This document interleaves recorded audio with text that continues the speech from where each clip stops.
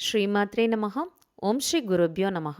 Shri Lalitha Sahasranamam Shloka numbers 63 to 74.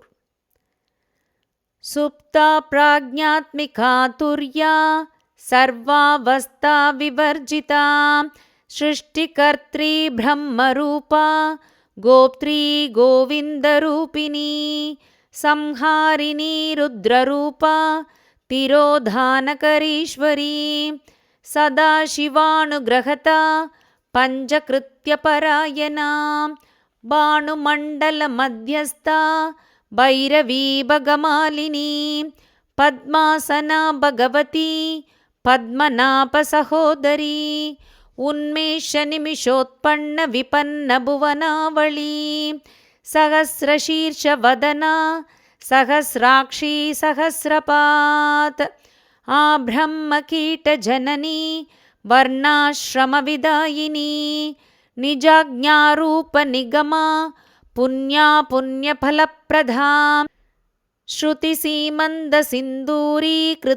श्रुतिसीमन्दसिन्दूरीकृतपाताब्जतूलिका सकलागमसन्दोहशुक्तिसम्पुटमौक्तिका पुरुषार्थप्रदा पूर्णा भोगिनी भुवनेश्वरी अम्बिकानादिनिधना हरिब्रह्मेन्द्रसेविता नारायणी नादरूपा नामरूपविवर्जिता ह्रीङ्कारी ह्रीमती हृद्या हेयोपादेयवर्जिता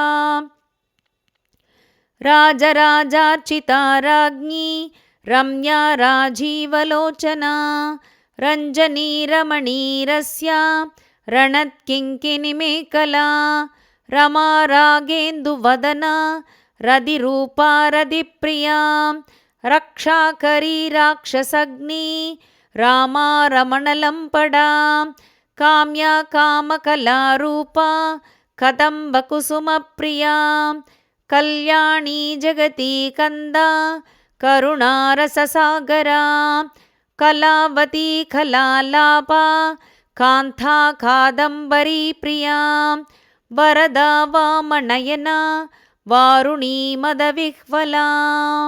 श्रीमात्रे नमः.